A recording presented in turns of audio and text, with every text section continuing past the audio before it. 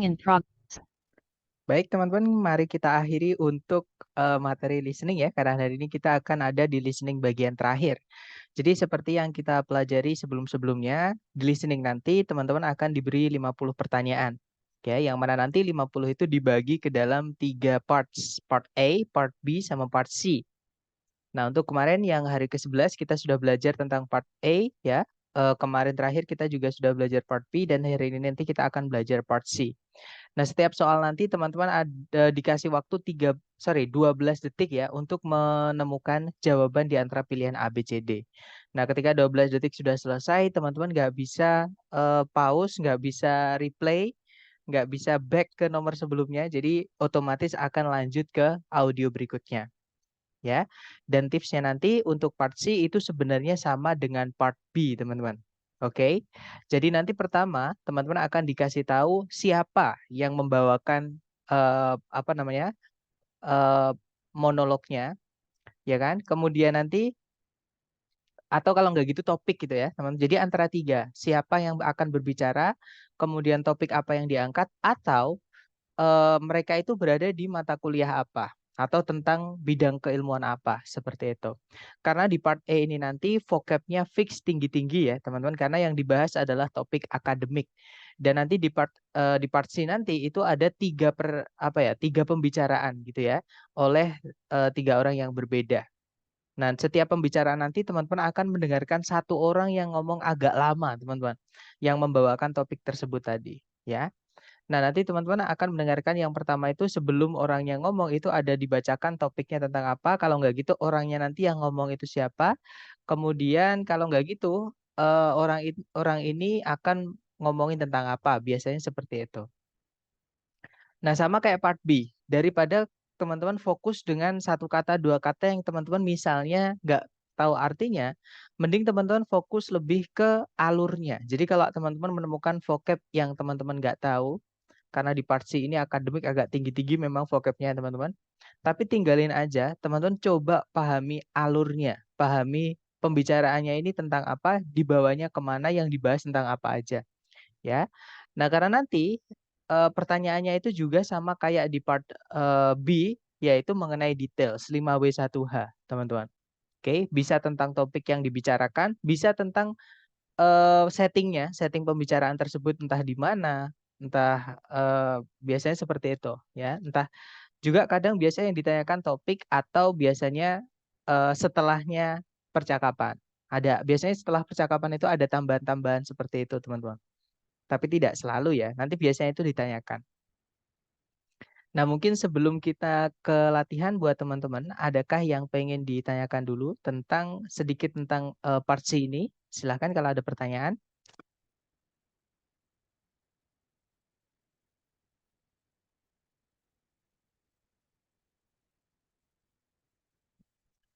Berapa soal biasanya part ini, Mister? Untuk part C ini nanti ada 3 percakapan, yang mana setiap percakapan sama dengan part B ya, Mister. Jadi setiap percakapan nanti rata-rata diikuti 4 pertanyaan.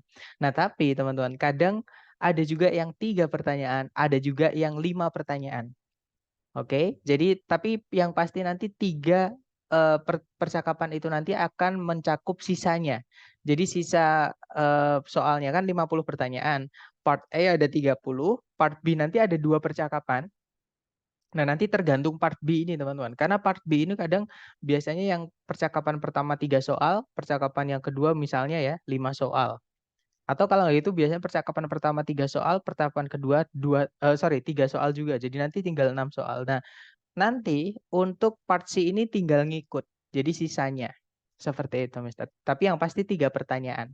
Nah, 3 pertanyaan itu biasanya ada yang 4 soal, ada yang 3 soal, ada yang 5 soal setiap audio seperti itu. Kemudian berarti part monolog ini cukup perlu memahami topik utama pembicaranya aja, Mister. Nah, sama ini, Mister. Sama jangan ketinggalan juga alurnya. Karena tapi topik memang benar. Ini topik ini sangat jadi kunci nanti. Jadi ketika teman-teman sudah mendapatkan topik, maksudnya memahami topiknya, nanti ketika teman-teman mendengarkan, menemukan vocab-vocab yang mungkin apa ya? Jadi vocab-vocab yang teman-teman dengar nanti itu akan berdasarkan dengan topik yang teman-teman sudah pahami. Seperti contohnya kapan hari itu kita kalau nggak salah di part B, kita mendengarkan yang bagian terakhir itu ada entah sesi sore, entah sesi malam ya, teman-teman. Saya agak lupa. Yang ini solar panel, yang tentang power plant, apa namanya, solar energy plant itu. Nah, plant di situ artinya bukan tanaman, tapi lebih ke pembangkit listrik atau power plant seperti itu. Jadi topik itu sangat penting, jadi teman-teman harus pahami. Tapi pertanyaannya bukan cuma topik, Mister. Nanti ada apa namanya, beberapa pertanyaan yang mengikuti berupa 5W1H. Seperti yang saya sampaikan tadi, settingnya di mana biasanya gitu. Mereka ini lagi di mana percakapannya. Kalau nggak gitu nanti biasanya mengenai topiknya ya, itu kapan, apa, siapa, dan sebagainya, kenapa, dan sebagainya seperti itu. Dan nanti ada juga biasanya informasi tambahan yang tidak nyambung dengan topik itu di akhir-akhir biasanya. Ya, itu nanti juga biasanya ditanyakan. Seperti itu, Mister. Gimana teman-teman? Mungkin ada pertanyaan lagi? Atau kita coba dulu ya, seperti biasa. Oke, silahkan dicoba dulu teman-teman. Jangan takut salah.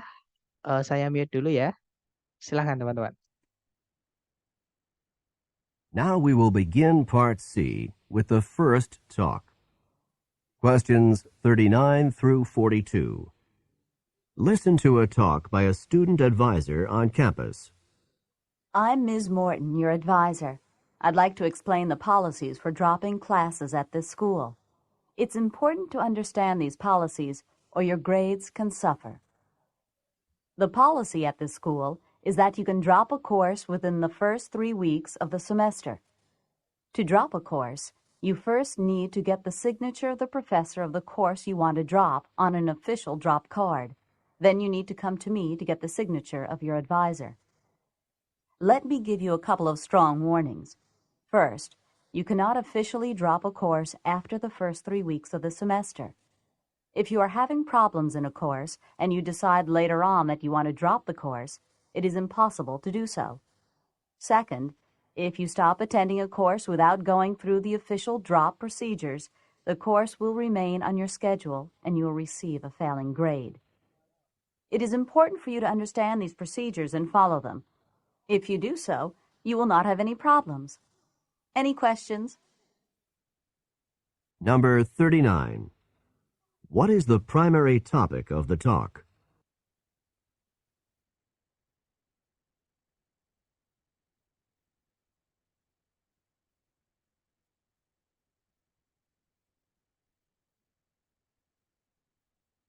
Number 40.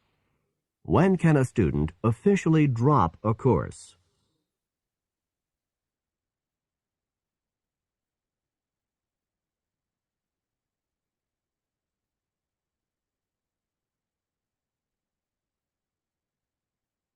Number 41. How many signatures are necessary to drop a course?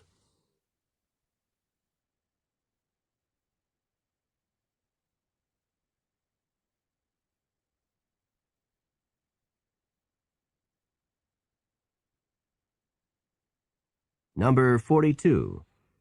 What happens if a student stops attending a course without officially dropping it?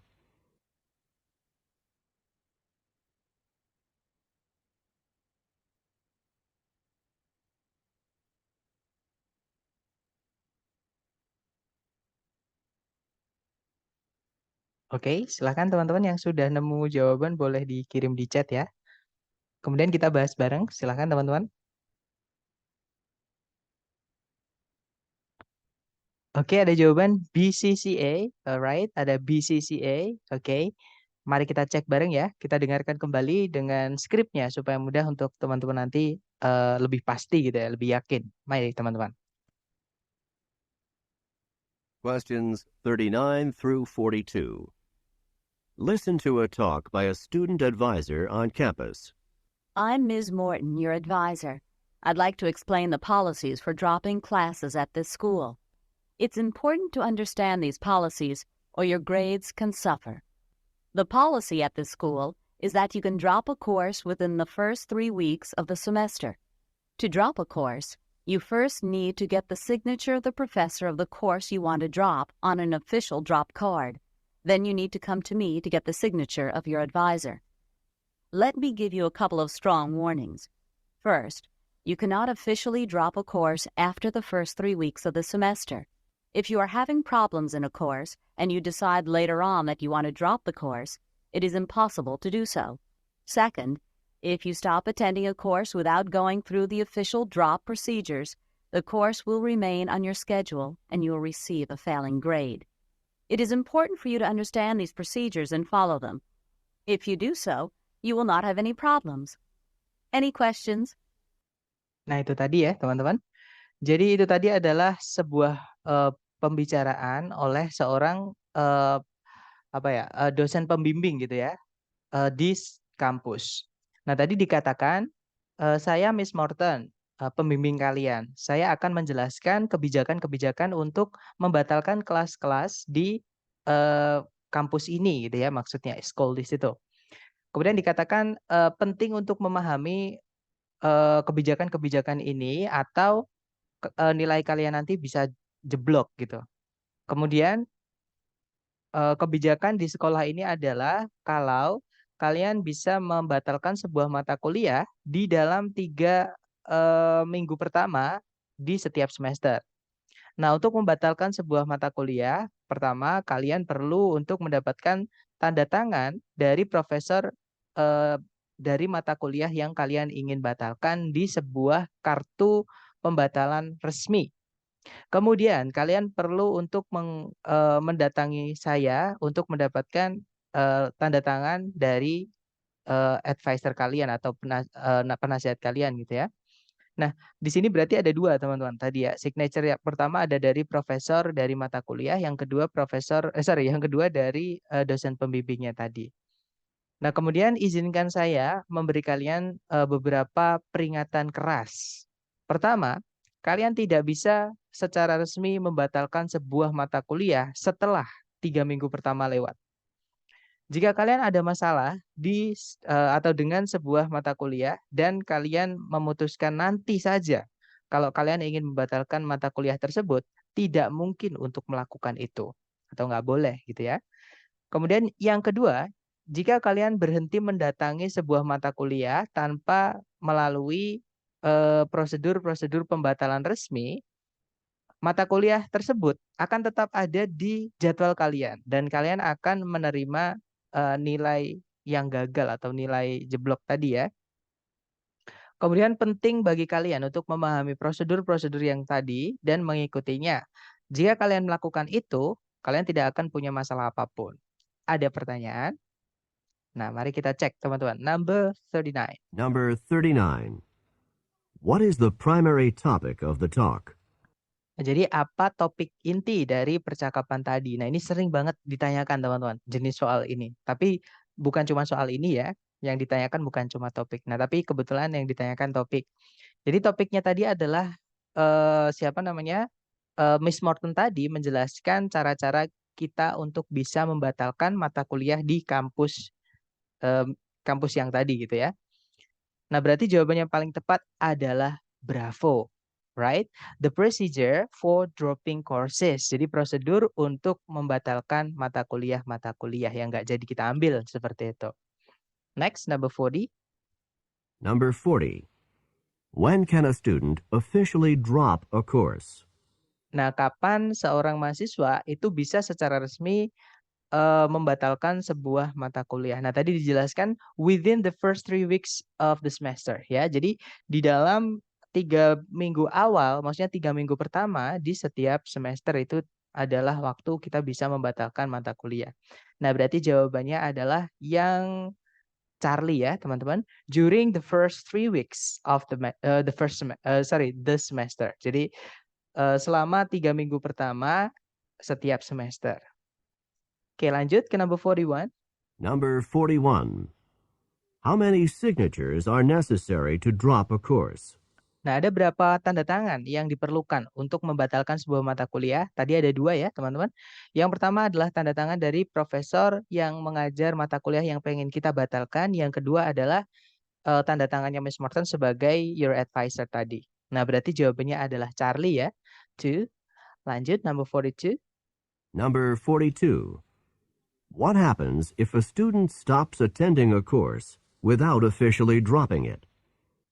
Nah, apa yang terjadi seandainya seorang mahasiswa tiba-tiba berhenti mendatangi sebuah mata kuliah atau kelas gitu ya, tanpa secara resmi membatalkannya?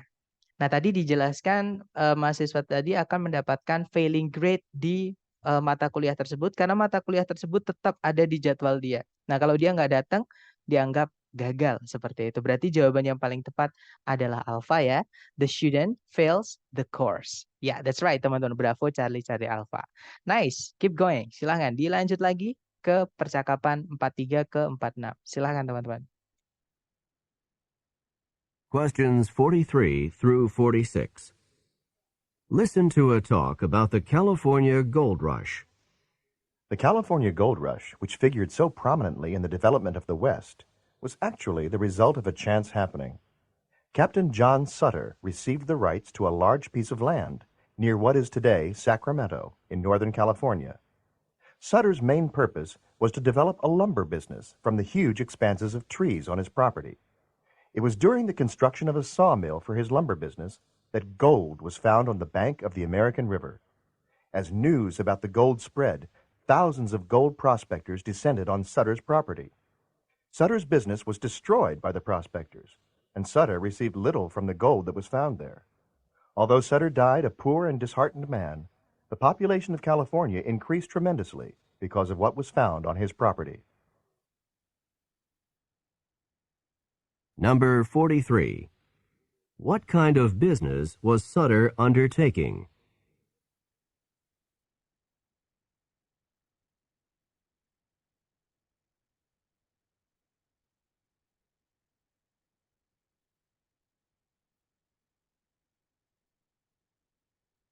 Number 44. When was gold discovered on Sutter's farm?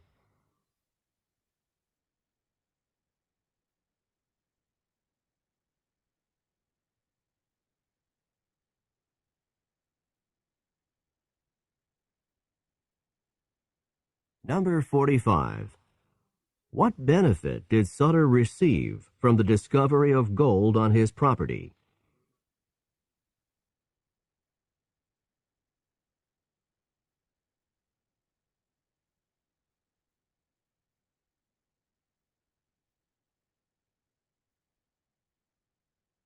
Number 46. What is the speaker's main point in this lecture?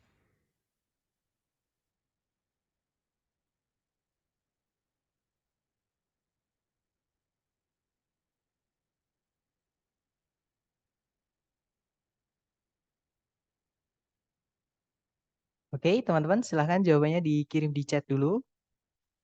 Cepat kali. Nggak apa-apa teman-teman, nanti terbiasa kok. Baik, ada jawaban C, A, C, D. Yang lain mungkin belum ada ya. That's okay. Mari kita coba dengar bareng-bareng teman-teman. Oke, supaya tahu ceritanya. Memang agak berat ini topiknya. Silahkan. Questions 43 through 46. Listen to a talk about the California Gold Rush. The California Gold Rush, which figured so prominently in the development of the West, was actually the result of a chance happening. Captain John Sutter received the rights to a large piece of land near what is today Sacramento in Northern California.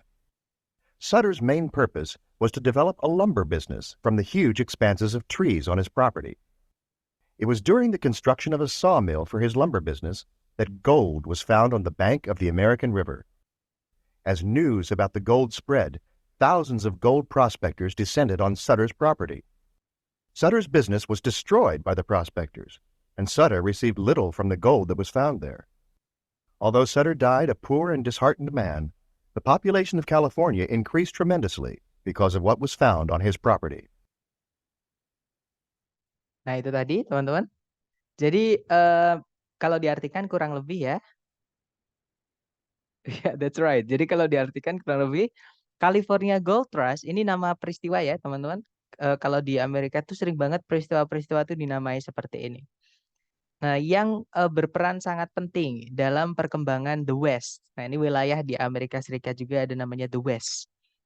Itu merupakan akibat dari sebuah kebetulan ya. Jadi California Gold Trust California Gold Trust itu yang mana dia itu sangat penting dalam perkembangan The West, itu merupakan sesuatu yang tidak sengaja karena dia kebetulan gitu ya.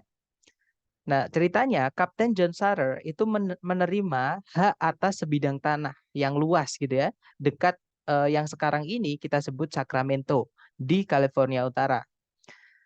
Nah, kemudian tujuan utamanya Sutter sebenarnya itu untuk mengembangkan atau menciptakan sebuah bisnis lumber. Lumber sendiri itu tentang perkayuan seperti itu ya, teman-teman. Jadi kayak pohon itu dipotong, ditebang, terus dibuat kayu papan-papan seperti itu. Nah, kemudian dari expanses di sini maksudnya adalah bentangan. Jadi maksudnya di situ tuh banyak banget pohon-pohon besar di propertinya itu. Jadi di sebidang tanahnya itu. Nah, terjadinya itu adalah semasa pembangunan sebuah sawmill. Sawmill sendiri itu adalah mesin gergaji itu ya, teman-teman, yang memotong pohon-pohon itu untuk bisnis lumbernya, bahwa atau ketika emas ditemukan di tepi sungai American River atau sungai Amerika. Nah, as news about the gold spread itu maksudnya seiring gitu ya, seiring berita tentang emas tersebut itu menyebar, ribuan pencari emas itu menuruni, maksudnya mendatangi propertinya Sutter. Nah, bisnisnya Sutter yang tadi mau jalan tadi ya, mau bikin lumber baru bikin sawmillnya, nah itu dirusak, akhirnya hancur gitu karena banyaknya prospesor yang tiba-tiba datang ke situ untuk nyari emas. Dan Sutter sendiri itu menerima sedikit dari emas yang ditemukan di sana. Nah, meskipun Sutter itu meninggal dunia sebagai seorang pria yang menyedihkan gitu ya, dan miskin gitu. Populasi dari California itu meningkat secara drastis karena apa yang ditemukan di propertinya itu. Nah, intinya tadi ngomongin tentang California Gold Trust ya, jangan tertipu dengan ceritanya John Sutter. Karena John Sutter ini hidupnya bukan cuma tentang bisnis sama emas tadi. Itu hanya hubungannya sama California Gold Trust, teman-teman. Karena banyak banget yang ketipu, maksudnya kejebak dengan soal ini. Tapi mari coba kita cek number 43 ya. Number 43. What kind of business was Sutter undertaking? Nah, jenis bisnis apa yang Sutter tadi itu jalankan? Nah, Sutter tadi pengen bikin lumber business ya, teman-teman, yang saya ceritakan tadi, yang motong pohon gede terus dibuat papan-papan gitu. Nah, jawabannya berarti adalah yang bravo, a lumber business. Right? Next, number 44. Number 44. When was gold discovered on Sutter's farm? Nah, kapan emas itu ditemukan di propertinya Sutter atau kebunnya Sutter atau hutannya Sutter? Nah, tadi dijelaskan it was during the construction of a sawmill. Jadi emas itu ditemukan ketika pembangunan sebuah mesin gergaji untuk pohon tadi ya. Nah, berarti jawaban yang paling tepat itu adalah yang alpha. During the construction of a sawmill. Seperti itu. Next, number 45. Number 45. What benefit did Sutter receive from the discovery of gold on his property? Nah, keuntungan apa yang Sutter terima dari penemuan emas di propertinya? Tadi dijelaskan dia mendapatkan sedikit sekali emas yang ditemukan di sana ya, teman-teman. Bahkan di akhir disebutkan kalau dia itu meninggal dunia sebagai pria yang menyedihkan dan miskin seperti itu. Karena bisnisnya juga dirusak, akhirnya dia nggak jadi dapat rezeki dari situ gitu ya. Nah, berarti jawaban yang paling tepat adalah yang delta ya, little or nothing. Jadi sedikit atau bahkan tidak ada. Okay, next, number 46. Number 46. What is the speaker's main point in this lecture? Nah, apa yang main point utama atau ide pokok. Jadi apa ide pokok si speaker atau si pembicara di dalam kuliah tadi. Nah, tadi menceritakan tentang California Gold Trust, teman-teman, bukan tentang John Sutter ya. Hati-hati, yang alpha to show what a terrible life John Sutter had led. Bukan ya, teman-teman, karena topik intinya tadi bukan tentang John Sutter. Oke, alpha bukan. Kalau yang Bravo, to show the folly of trying to develop a business. Untuk menunjukkan folly itu sebenarnya artinya adalah kesalahan konyol gitu ya, teman-teman. Tapi mungkin di sini maksudnya adalah kesulitan atau hambatan. Jadi untuk menunjukkan hambatan dalam mencoba untuk mendirikan sebuah bisnis. Bukan, karena tadi bukan ngomongin Sutter ya, yang kesulitan mendirikan bisnis tadi karena suatu kebetulan tadi ya itu adalah John Sutter. Bravo bukan. Kalau yang Charlie, to show the effect of the discovery of gold on individuals. Untuk menunjukkan akibat atau dampak gitu ya dari penemuan emas pada diri seseorang. Bukan ya teman-teman. Kalau kita pilih yang Charlie itu seolah-olah setiap ada penemuan emas, dampaknya sama kayak tadi. Padahal tadi hanya ngomongin California Gold Rush, hanya peristiwa itu aja gitu ya. Kalau yang lain mungkin beda kasusnya. Berarti Charlie bukan. Kalau yang Delta, to show that the development of the West is partly by chance. Untuk menunjukkan kalau perkembangan dari the West itu sebagian itu karena kebetulan. Nah, ketemu jawabannya adalah yang Delta, teman-teman. Ya, tadi dijelaskan di awal sendiri seperti itu. Oke, kita lanjut ya ke percakapan terakhir, teman-teman. Jangan takut salah, silakan dicoba dulu. Questions 47 through 50. Listen to a talk to university students.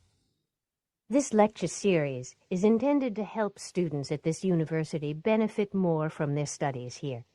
The topic of tonight's talk is how to manage your time. Time is a very important commodity when you are a university student. There simply never seems to be enough of it to go around. You will need to attend classes, study, complete homework assignments, work on research, eat, sleep, perhaps hold down a part-time job, and maybe actually find time to relax for a moment or two. So, a very important skill for you to learn is to manage your time. If you manage your time wisely, I think that you'll find there is enough of it to go around. One valuable tool in time management is to monitor how you spend your time for a week. Then, after you spend this week monitoring your time, you can evaluate what you have done with your time and learn to make the best use of it. During this week of personal time monitoring, you should divide each 24-hour day into 15-minute blocks, so each day has 96 blocks of time. Then write down how you spend each 15-minute period. I know that it is bothersome to write all of this information down for a week, but the benefits of such a study can be great. At the end of a week, you will see just how much time you have spent productively and how much time you have not. The specific assignment that I have for each one of you is to spend the next week conducting your personal time monitoring study. At the end of this week, you should make an appointment with me to discuss your results. Number 47.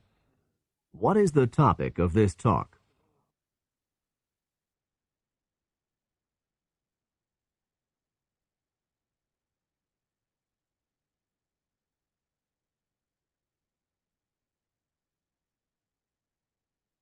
Number 48. What valuable tool in time management is discussed here?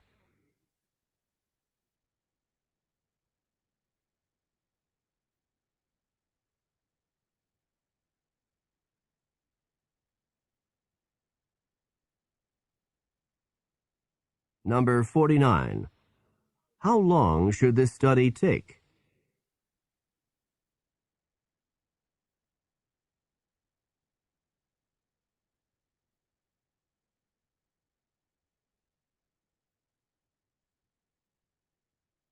Number 50.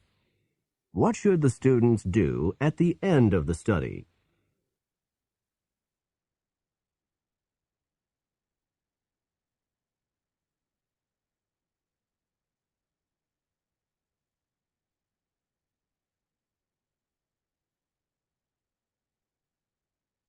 Oke, thumbs up.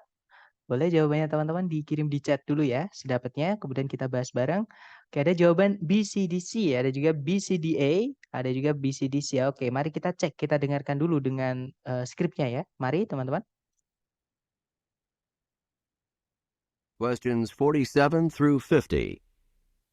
Listen to a talk to university students.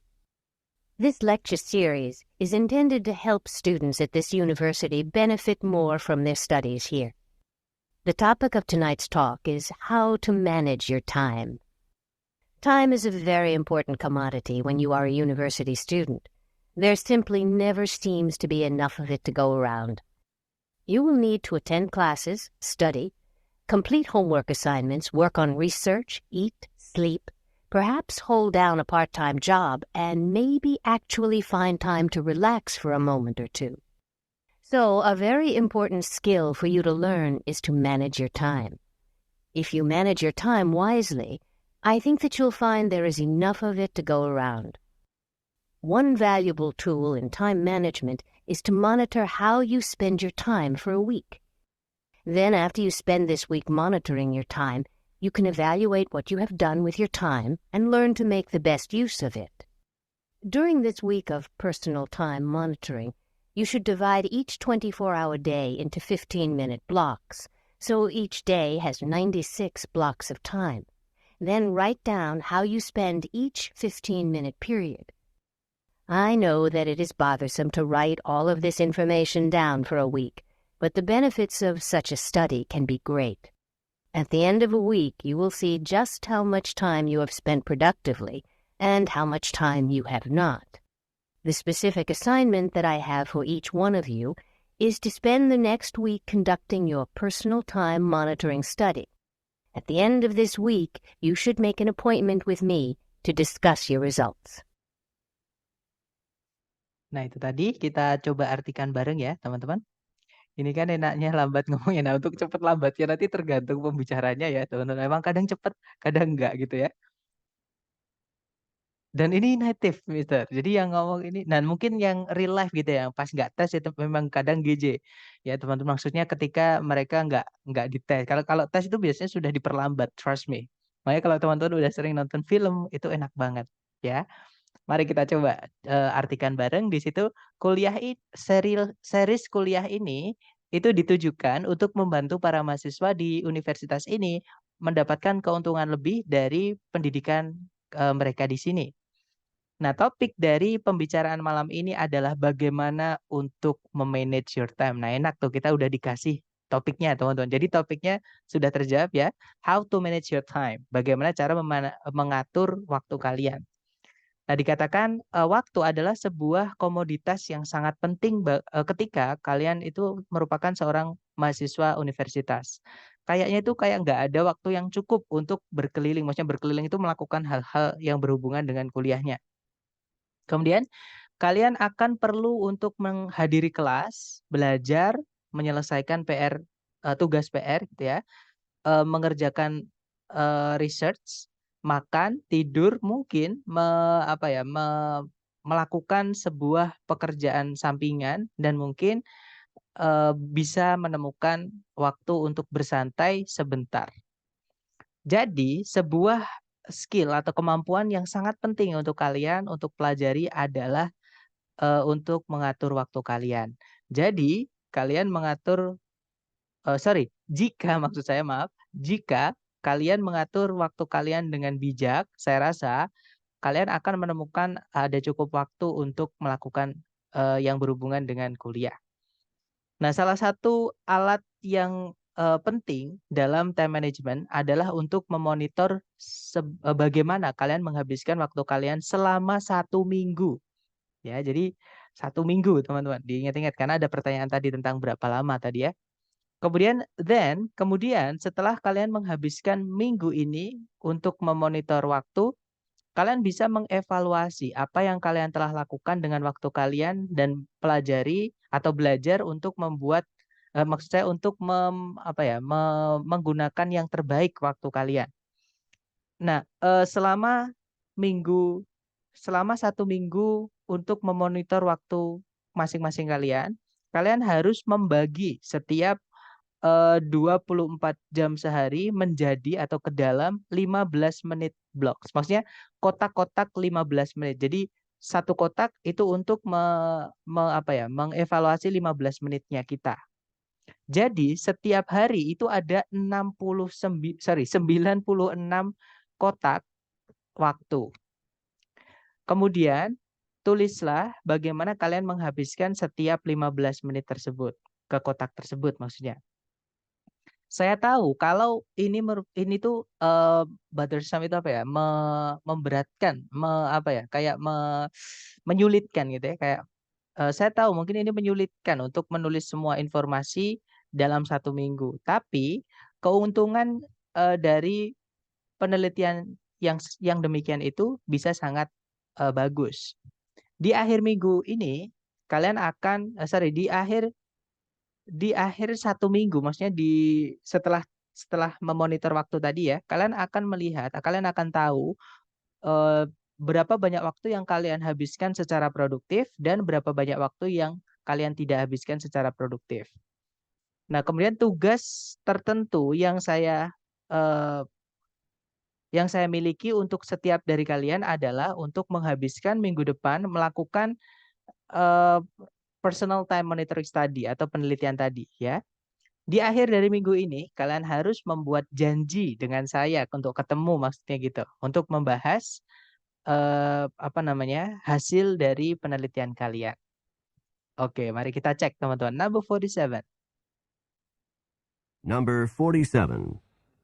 What is the topic of this talk? Nah, apa topik dari pembicaraan tadi gitu ya? Nah, tadi jelas how to manage your time. Berarti jawaban yang paling tepat adalah yang bravo ya, managing time, memanage waktu atau mengatur waktu seperti itu. Okay, next, number 48. Number 48. What valuable tool in time management is discussed here? Nah, jadi alat berharga apa dalam time management yang dibahas di sini?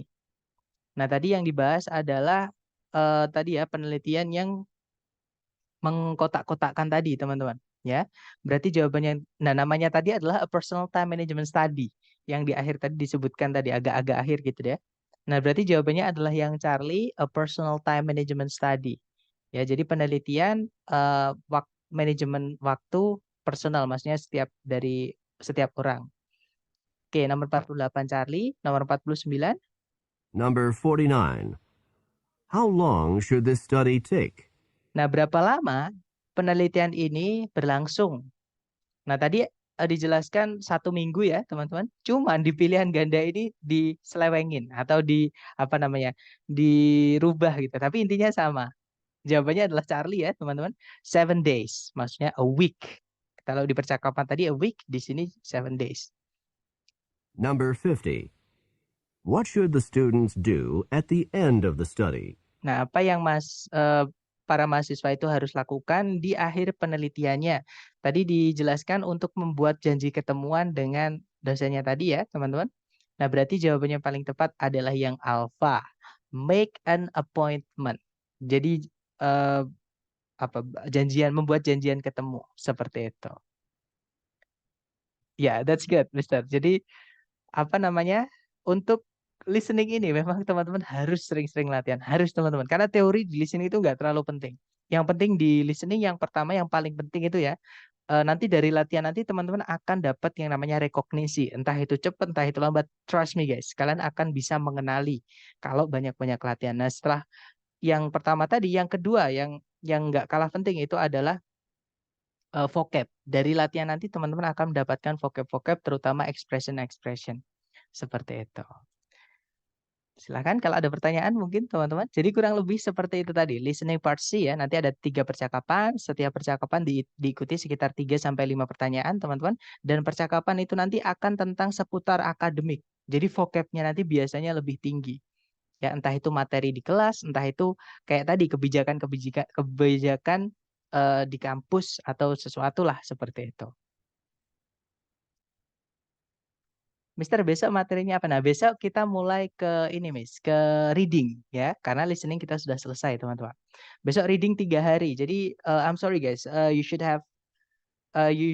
have finished by Wednesday ya, tapi karena kemarin saya nggak jadi masuk, jadi nanti tetap teman-teman akan selesai hari Kamis. Tapi tetap itu nanti tetap lebih awal daripada jadwal yang direncanakan di awal, karena reading nanti yang harusnya 6 meeting itu sudah saya rangkap, sudah saya mudahkan. Maksudnya saya buat lebih simple, teman-teman, itu jadi tinggal 3 meeting, seperti itu. Jadi nanti teman-teman tesnya bisa lebih cepat. Dan nanti tesnya ada 7 hari ya, teman-teman. Jadi kalau saya nggak salah 7 hari atau 10 hari saya lupa. Nah, nanti teman-teman bisa mengambil beberapa kali tes. Seperti itu. Oke, you're welcome, Miss. Mungkin ada pertanyaan lagi dari teman-teman yang lain. Kalau reading itu lebih gampang, teman-teman, daripada listening. Kalau menurut saya ya, karena jawabannya ada di dalam teks. Ya, mungkin yang bikin sulit hanya vocabnya aja. Karena di reading itu nggak ada percakapan santai, teman-teman. Pasti ngomongin tentang topik yang agak tinggi lah, bisa dibilang seperti itu.